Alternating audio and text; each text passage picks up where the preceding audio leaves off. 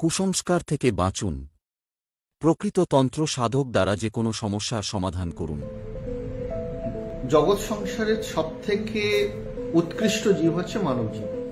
মানবজীব যখন জন্মগ্রহণ করেন তখন সমস্যা নিয়ে জন্মগ্রহণ করেন, আর তিনি যখন সমস্যা নিয়ে জন্মগ্রহণ করেন তিনি সমাধানটা নিয়েও জন্মগ্রহণ করেন।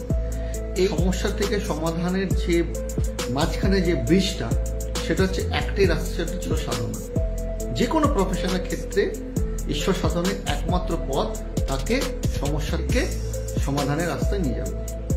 এই ব্রিজে কিছু থাকে জ্যোতিষ, কিছু তন্ত্রবিদ, কিছু পৌরোহিত্যের সাথে নিযুক্ত, কিছু সাধু সন্ন্যাসী এবং আধ্যাত্মিক চেতনার মানুষজন এবং গুরু।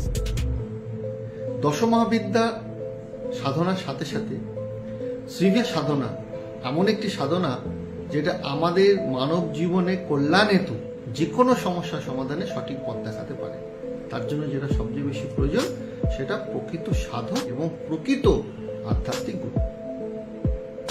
শ্রীবিদ্যা সাধনা হল এক প্রাচীন তান্ত্রিক সাধনার পথ, যেখানে দেবীর উপাসনা করা হয়।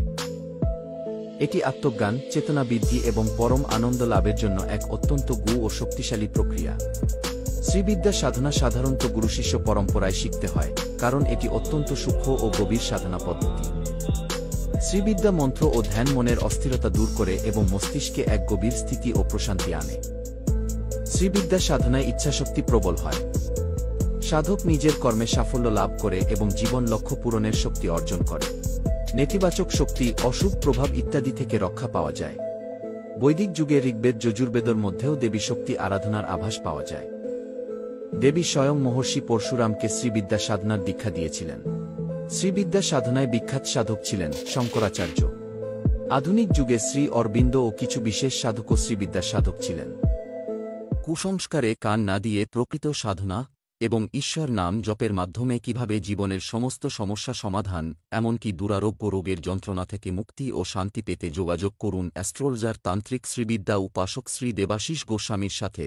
বর্তমানে জগত গুরু সহ বহু জ্ঞানী মানুষ মনে করেন নাম জপ একমাত্র সাধনা, যাহা আধ্যাত্মিক উন্নতির উপায় এবং বিকাশ সৃষ্টি করে।